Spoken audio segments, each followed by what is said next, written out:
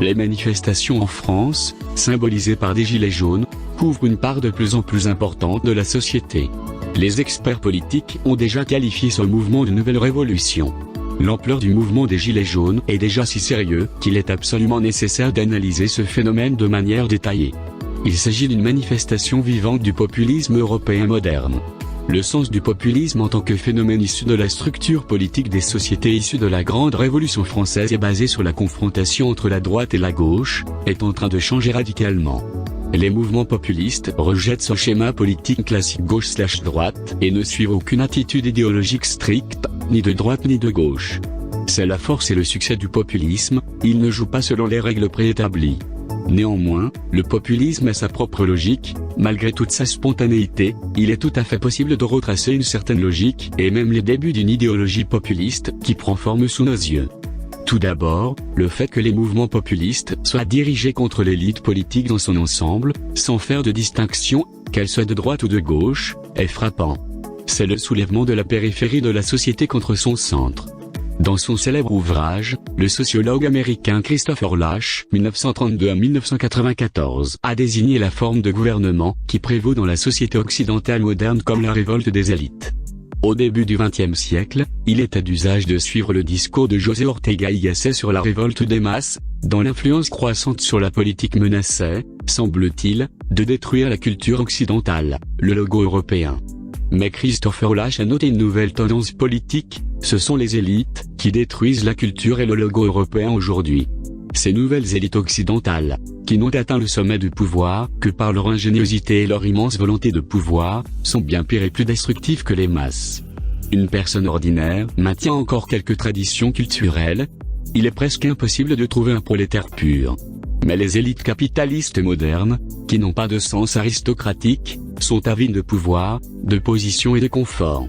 Dans le même temps, de plus en plus de types marginaux ont commencé à pénétrer dans la nouvelle élite, des personnes appartenant non pas à des groupes périphériques, mais à des groupes minoritaires, ethniques, culturels, religieux, souvent sectaires et sexuels, et sont devenus dominants parmi eux. C'est cette populace perverse, selon Christopher Lasch, qui forme la base de l'élite mondialiste moderne, qui détruit les fondements de la civilisation. En conséquence, le populisme, y compris le populisme des Gilets jaunes, peut être considéré comme un soulèvement de représailles du peuple contre les élites, qui ont complètement perdu leur lien avec la société. Les élites ont construit leur propre monde dans lequel les deux poids, deux mesures, les normes du politiquement correct, la démagogie libérale règnent. Selon ces nouvelles élites, le peuple et la société, dans leur état actuel, n'ont pas leur place dans ce monde. C'est pourquoi la représentante typique de la nouvelle élite, Hillary Clinton, dégoûtée par le succès du populiste de droite Trump, a ouvertement insulté les Américains ordinaires, comme étant déplorables, ce qui veut dire honteux.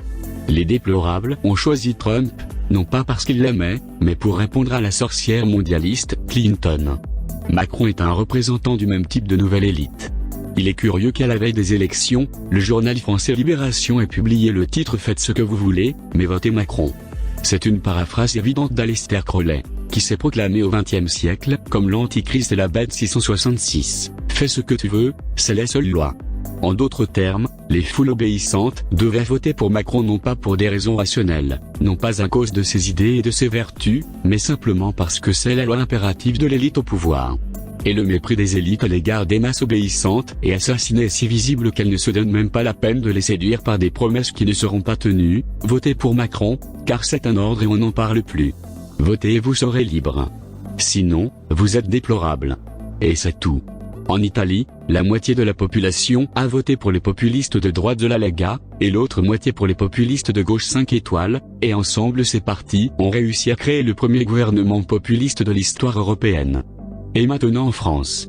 Et bien qu'en France, il n'y ait pratiquement aucun contact politique entre le populisme de droite du Front National et le populisme de gauche de Mélenchon, mais il est aujourd'hui uni dans la révolte héroïque des Gilets jaunes. Les Gilets jaunes sont déplorables, aussi bien à droite qu'à gauche, mais pas dans la gauche libérale, ni la droite libérale. Les populistes de droite sont terrifiés par les nouvelles politiques insensées de l'élite concernant l'immigration et la destruction des vestiges de l'identité française. Les populistes de gauche sont outrés par les politiques économiques désastreuses des libéraux, qui ne défendent que les intérêts des grandes entreprises. Macron est un protégé des Rothschild et cela montre de quel côté il est. Les gilets jaunes se rebellent contre Macron, comme contre l'élite libérale au pouvoir. Mais aujourd'hui, ce n'est déjà plus un mouvement de la droite ou de la gauche classique.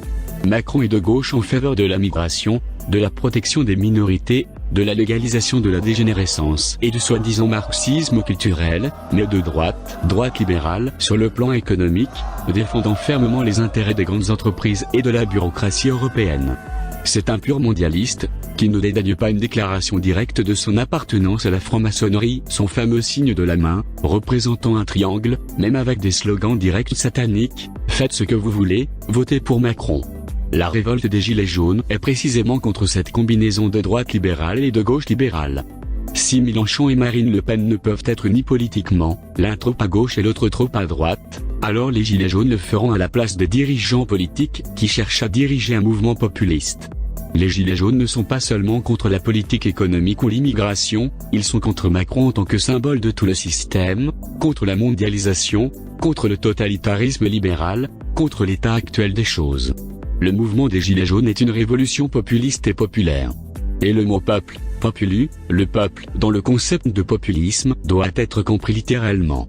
Ce ne sont pas des masses abstraites ou un prolétariat impersonnel, ce sont les derniers êtres vivants en date qui se sont soulevés contre la puissance mondiale de la progéniture mondialiste, les rebelles, comme le croient lâche, de la culture et de la civilisation, mais aussi envers l'homme comme tel, les gens, Dieu. Aujourd'hui, il n'y a plus de droite ni de gauche, seul, le peuple est contre l'élite. Les Gilets jaunes créent une nouvelle histoire politique, une nouvelle idéologie. Macron n'est pas un nom personnel, c'est une étiquette de la matrice. Pour atteindre la liberté, il a besoin d'être annihilé. Ainsi parlent les Gilets jaunes, et ils disent la vérité,